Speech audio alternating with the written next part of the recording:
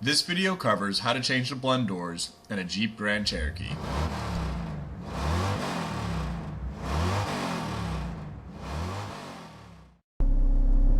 It's 18 degrees outside and we're having a no heat condition.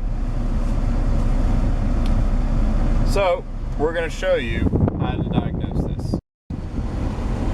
So the vehicle is up to temp and we have the heat on high at full blast coming out of the center vents. We have 59 degrees Fahrenheit. And we're nice and warm. So the first thing we're going to do is check to see if the heater core has hot hoses. With the hood popped, we can then inspect the heater hoses, which go right into the firewall, and we can grab them with our hands and feel if they're warm. Now these are very warm, so I know that there's heat getting into the heater core and it's not clogged up. So we've got to have something going on inside of the vehicle's cabin.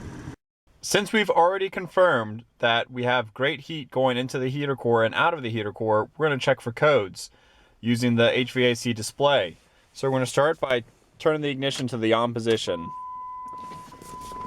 Then holding down the AC and recirc button and clicking this a click to the right. And now it's reading us our codes. And these are blend door codes. So what we can do is now start taking the dash apart, starting with the glove box, so we can cut into the blend doors and replace them. Remove the glove box because the heater blend door assembly is located behind this. So this comes out pretty easily. Just make sure that it's empty so your stuff doesn't toss everywhere. And you'll just lift this side up where there's a small hinge, and I'll take a picture of that for you, and then pull it out.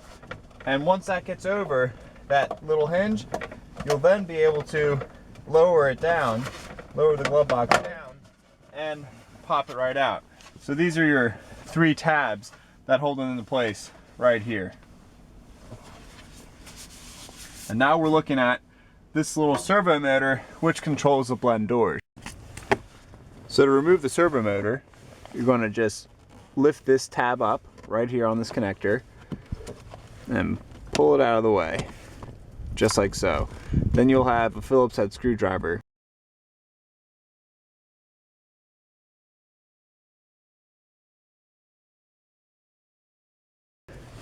Now you can just remove this fella and examine the back. That looks good. And that's just flopping down. Cool. So the next thing we're gonna have to do is make a cut so that we can get into this location for accessing the blend doors and replacing them. Instead of removing the entire dash, we're gonna make a couple cuts. The first cut that we're gonna make starts right here at the servo axle and goes all the way up towards the top, cuts below this ridge, and follows this top seam all the way back up to this corner, then down. You'll remove this small metal clip and this piece will come out. Be careful because the heater core is actually right in this position here.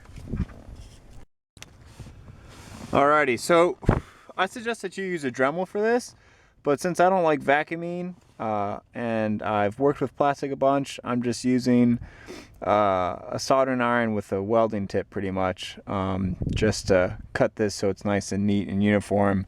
And I'm just going to go ahead and cut all the way around it.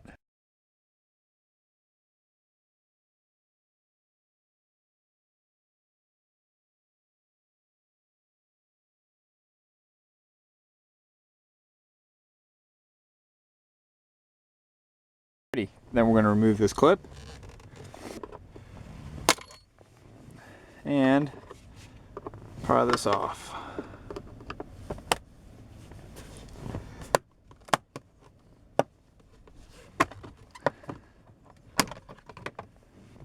And now you're looking at your heater core, your one blend door, which is here. And you can see that if we turn this, we're only having heat come out of one door.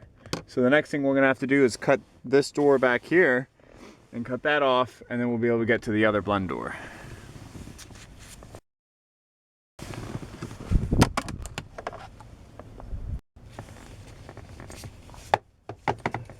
To remove this white clip, you're just going to grab it with a set of pliers and pull it back.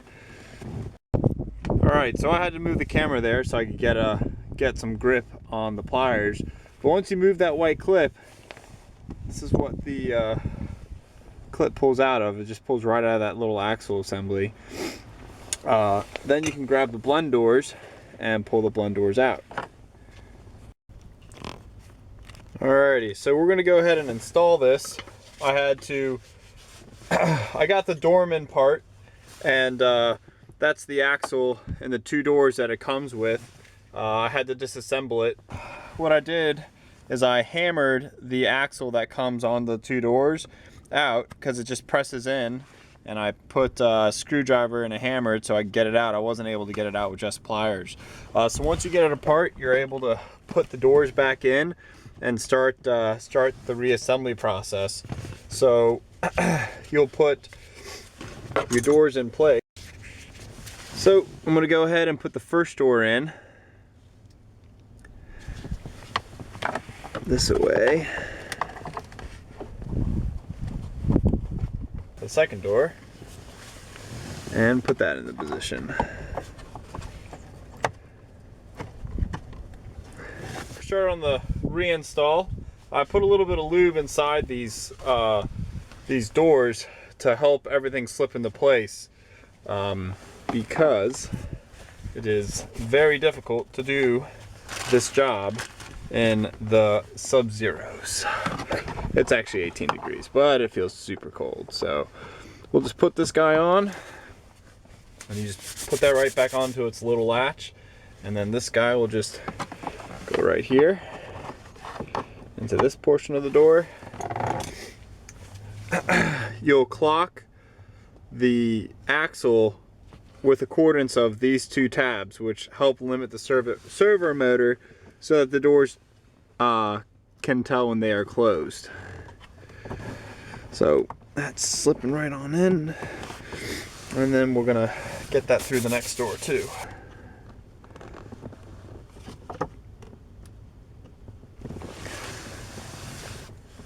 I'm gonna give her a tap.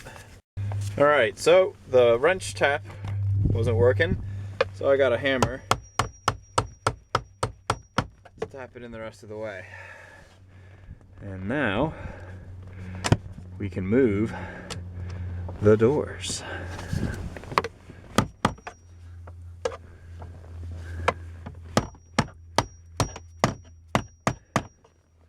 There we go. Fantastic. And we can just grab this guy and show you can move the doors. Now I'm going to take this little door piece that we cut off, line it back up, and reinstall. So we're going to line it all back up. I had to move the camera out of the way so that I could get this lower lip seated back into place. And now what I'm going to do is melt everything back together with my little plastic welder.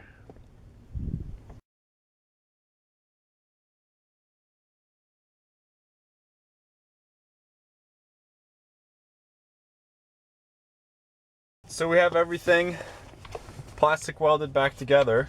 We're going to go ahead and reinstall our servo motor, and to do that you're just going to need one screw and then the servo motor. So you'll just line it up and make sure it goes over top of the gear. You can see this just goes right over top of that axle.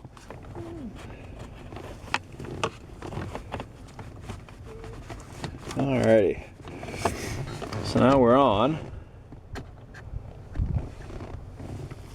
We'll put our screw back into place.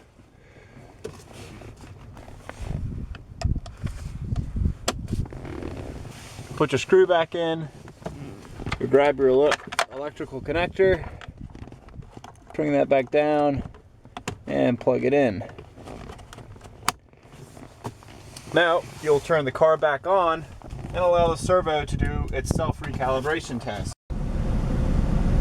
Alrighty, so everything's working and actuating as it should. So the car's still warming up, but I can feel some warm air coming out, which makes me feel great. We've got everything put back, so we're just going to go ahead and place the glove back together.